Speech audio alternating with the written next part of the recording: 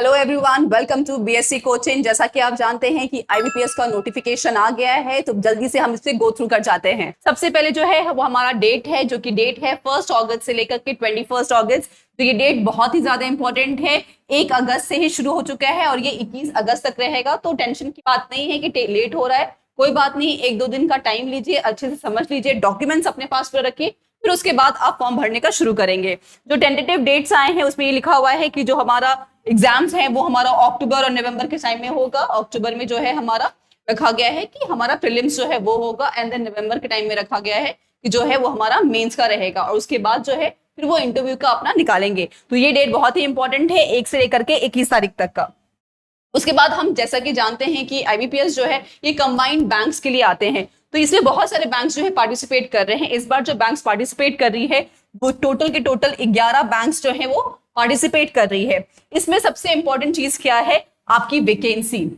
अभी के टाइम में इसमें से जितने भी हैं, हमारे सिर्फ 6 बैंक ने जो है अपना उनको जो भी रिक्वायरमेंट है वो उन्होंने कहा है। उसमें से 5 बैंक ने अभी अपना रिस्पॉन्स नहीं दिया है, उन्होंने अपना डेटा रिलीज नहीं किया है। तो भले ही अभी 11 बैंक्स पार्टिसिपेट कर रही हैं, लेकिन जो वैकेंसी आई हुई है जो कि है हमारा 4-4-5-5, ये वैकेंसी बहुत ही इंपॉर्टेंट है। बहुत अच्छी वैकेंसी आई है, यानी कि 4455 वैकेंसी आई है। लेकिन ये वैकेंसी जो है सिर्फ और सिर्फ 6 बैंक्स की है, क्योंकि इसमें से 5 ऐसे बैंक्स हैं जिन्होंने अभी तक अपना डेटा रिलीज नहीं किया है। जिसने रिलीज नहीं किया है वो है bank of Baroda, bank of Maharashtra, Indian bank, UCO bank और यूनियन बैंक ऑफ इंडिया। ये 5 बड़े बैंक्स हैं, इन्होंने अपना अभी डेटा रिलीज नहीं किया है। अभी फिलहाल के डेटा के हिसाब से देखते हैं तो सबसे ज्यादा वैकेंसी जिस बैंक से आई है वो है हमारा सेंट्रल बैंक ऑफ इंडिया, जहां पे 2000 आई है। तो ऐसा जो हम पास्ट ट्रेंड देखते हैं अगर, तो हम अंदाजा लगा सकते हैं कि अभी अगर इतना है 4500 के लगभग है, तो इसमें कम से कम 2000 जो है और एड ऑन होगा। क्योंकि पास्ट में भी ऐसा ही होता है, स्टार्टिंग में जो होते हैं सारे बैंक अपना डेटा रिलीज नहीं करते हैं, बाद में फिर करते हैं। पिछले साल भी देखेंगे तो 2500 एक्स्ट्रा सीट्स ऐड हुई थी। तो वही सोच के चल सकते हैं कि ये शायद जो है कुछ ना कुछ तो इंक्रीज लगभग होगा ही, प्लस माइनस इतना में हम एस्टिमेट एक करके चल सकते हैं। फिर उसके बाद हम देखते हैं कि अब जो फॉर्म है उसमें सबसे इंपॉर्टेंट क्राइटेरियाज क्या है, आपकी एलिजिबिलिटी क्या है। हमेशा ध्यान रखिएगा, जो एलिजिबिलिटी है ये पहले भी हमने अपनी प्रीवियस वीडियो में भी दिखाया है, उसको भी देख सकते हैं, लेकिन फिर भी एक बार आज हम गो थ्रू करते हैं। सबसे इंपॉर्टेंट जो है वो है भाई हमारी नेशनैलिटी, तो सबसे इंपॉर्टेंट है। उसके बाद आती है हमारा एज। एज जो है यहाँ पे उन्होंने रखा हुआ है 20 से लेकर के 30, यानी कि मिनिमम जो है आपका 20 साल होना चाहिए, मैक्सिमम आपका 30 होगा। उसके लिए उन्होंने जो डेट रखा है ये है, यानी कि आपका बर्थ जो है 2 अगस्त 94 के बाद और 1 अगस्त 2004 से पहले, अगर इस एज गैप में अगर आप आते हैं तो ही आप एलिजिबल हैं इस फॉर्म को फिल करने के लिए। और कुछ एज रिलैक्सेशन भी है, हमेशा ऐसे देखते हैं। तो बहुत सारे केसेस है जहां पे आपको कुछ में 5 साल मिलेंगे, किसी में 3, किसी में 10। ठीक है, तो आप जिस भी कैटेगरी से बिलोंग करते हैं आप अपना रिलैक्सेशन भी देख सकते हैं। अदरवाइज जनरल के लिए जो है जो भी है हमारा वो 20 से 30 है। उसके बाद और हम देखते हैं इसका जो क्वालिफिकेशन है एक ग्रेजुएट लेवल पे है। ठीक है, तो यहाँ पे जो ग्रेजुएट है वो आपका परसेंटेज मेंशन नहीं है, बस जो है कि आप ग्रेजुएट होने चाहिए। लेकिन उसके लिए भी उन्होंने एक डेट मेंशन किया है जो कि है 21 अगस्त 2024, यानी कि आप जो है इस डेट तक ग्रेजुएट कहलाने चाहिए। इसमें इंपॉर्टेंट क्या है कि जब भी आप फॉर्म फिल करेंगे ना, तो वहां पे सिर्फ ग्रेजुएट पे टिक करने वाला नहीं है, वहां पे आपको बकायदा जो है परसेंटेज मेंशन करना है। तो इसका मतलब है कि 21 अगस्त तक आपका मार्कशीट, आपका जो भी रिजल्ट है वो डिक्लेयर हो जाना चाहिए। ठीक है, तो ये बहुत ही इंपॉर्टेंट है कि आपका परसेंटेज, आपका मार्कशीट जो है वो आपके पास 21 अगस्त से पहले हो जाना चाहिए, तभी आप फॉर्म इसको फिल कर सकते हैं। दूसरे बार में देख सकते हैं जो फॉर्म का जो फी है वो आपका ऐसे जनरल के लिए तो 850 है, लेकिन अगर आप कैटेगरी में आते हैं SC ST और PW में तो आपका आ जाता है 175। तो जो है 850, या फिर आप किसी कैटेगरी से हैं तो आपका आता है ये 175। तो ऐसे करके और भी बहुत सारे छोटे छोटे क्राइटेरियाज हैं, उसको भी फुलफिल करके आप अपना फॉर्म जो है आसानी से भर सकते हैं। अब हम नेक्स्ट देखते हैं कि हमारे इस फॉर्म में के बाद जो मेन चीज है वो है एग्जाम का पैटर्न। तो एग्जाम हम लोग शुरू से ही जानते हैं कि जो भी आपका एग्जाम यहाँ पे आता है वो एग्जाम आपका हमेशा आता है प्री, मेंस एंड इंटरव्यू। ये 3 क्राइटेरियाज है, इसी में आपका एग्जाम होगा। आपको जो प्री है वो सिर्फ क्वालिफाइंग है। ठीक है, यहाँ पे सिर्फ आपको कह सकते हैं कि आप जो भी क्रीम बचे हैं वो बस निकल के आएंगे, क्वालिफाई करेंगे आप, ठीक है। तो यहाँ पे जो इसका जो पैटर्न है, ये एग्जाम जो है वो सिर्फ 1 घंटे का है, ठीक है। तो इसका जो पैटर्न है उसमें 3 चीजें आ रही हैं, जिसमें है आपका इंग्लिश, मैथ्स एंड रीजनिंग। इसके अलग अलग मार्क्स हैं, इसमें 30 क्वेश्चन आएंगे, मार्क्स आपके 30 है। आपकी क्वांटिटेटिव एप्टीट्यूड में 35 है, उसके लिए भी मार्क्स 35 है, और आपका रीजनिंग है उसके लिए आपके 35 है, और मार्क्स भी आपके 35 है। So all in all 100 questions है, 100 मार्क्स है, जिसके लिए आपको टाइम जो दिया जा रहा है वो है 60 मिनट, 1 घंटा।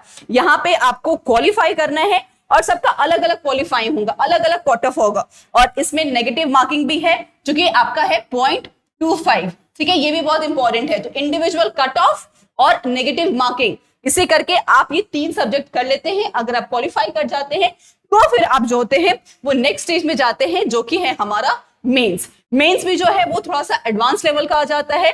इसमें भी आपके रीजनिंग है, रीजनिंग में थोड़ा सा कंप्यूटर भी रहता है, जिसके 1 का 2 क्वेश्चन ही होते हैं, लेकिन फिर भी हाँ, कंप्यूटर इज नेसेसरी। तो यहाँ पे आपके 45 क्वेश्चन आते हैं, पर उसमें मार्क्स जो आपको मिलेंगे वो है आपके 60, ठीक है। उसके लिए अलॉटेड टाइम जो है आपका 60 मिनट, यानी कि 45 क्वेश्चन के लिए आपको 60 मिनट दिए जाएंगे, ठीक है। नेक्स्ट में हम आते हैं general awareness, economic, banking awareness, इन सब चीजों के लिए, जहां पे आपके पास 40 क्वेश्चन है और मार्क्स भी है आपको 40। टाइम जो आपको मिल रहा है यहाँ पे वो है 35 मिनट्स, ठीक है। सो यहाँ पे 40 क्वेश्चन में 40 मार्क्स, लेकिन टाइम जो है वो 35 है। उसके बाद नेक्स्ट आते हैं हम इंग्लिश।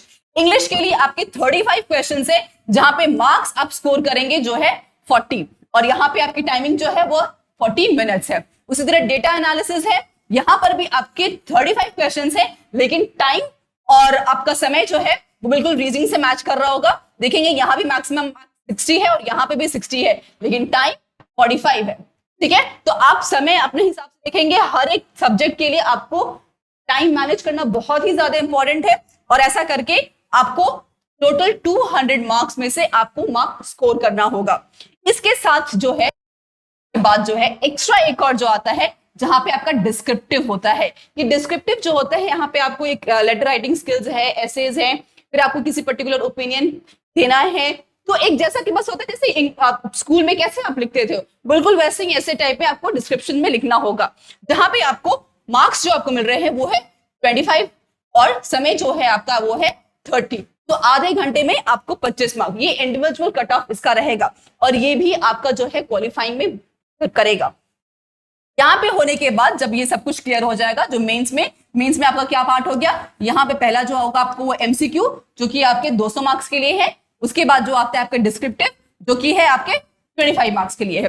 ये जब हो जाएगा, उसके बाद आप जब इसमें आप मेरिट लिस्ट में आ जाओगे, नेक्स्ट जो आती है वो है आपका इंटरव्यू।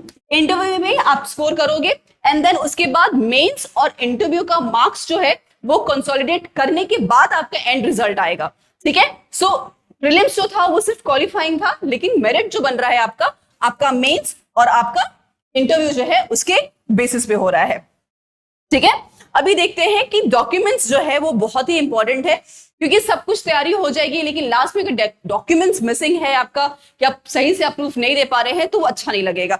तो वो पेपर्स जो भी आपको डॉक्यूमेंट्स हैं वो एकदम समझ लीजिएगा, गो थ्रू कर जाइएगा। एक मैं तो कहूंगी कि एक आप पेपर ले लेना, आप चेकलिस्ट बना लेना, और सब पे टिक करके एक फाइलिंग आप पहले से करके रखो, ठीक है। इसमें बहुत सारी चीजें हैं, सबसे इंपॉर्टेंट आपका कॉल लेटर आ जाता है, फिर उसके बाद आपके एप्लीकेशन है, फिर आप किसी भी कैटेगरी से अगर आप जाते हो, जैसे अगर आप किसी एससी कैटेगरी से जा रहे हैं, एसटी से जा रहे हैं, तो उसका भी एक अलग होगा, आपका उसका फॉर्म होना चाहिए। ये जितना भी हम जो इंडेक्स देख रहे हैं ना, ये आप आईबीबीएस के साइट से डाउनलोड कर सकते हैं, जहां पे सारे के सारे आपके फॉर्म्स जो हैं वो बने हुए हैं। अगर आप एससी कैटेगरी से हैं तो उनका एक अलग फॉर्म है, एसटी से है तो उसका अलग है, आप अगर फिजिकली चैलेंज्ड हैं तो उसके लिए एक अलग है। तो सारे फॉर्म्स जो है वहां पे अवेलेबल है, आप वहां से डाउनलोड करके आप उसको रेडी कर सकते हैं। वैसे ही करके आपका बर्थ सर्टिफिकेट जो बहुत इंपॉर्टेंट है, क्योंकि मैंने कहा था कि 20 से लेकर 30 तक ही आपका जो है मेन वो भी करेगा, प्लस आपकी जो ग्रेजुएशन के मार्क्स है, आपका पेपर जो है वो बिल्कुल सबमिट हो जाना चाहिए।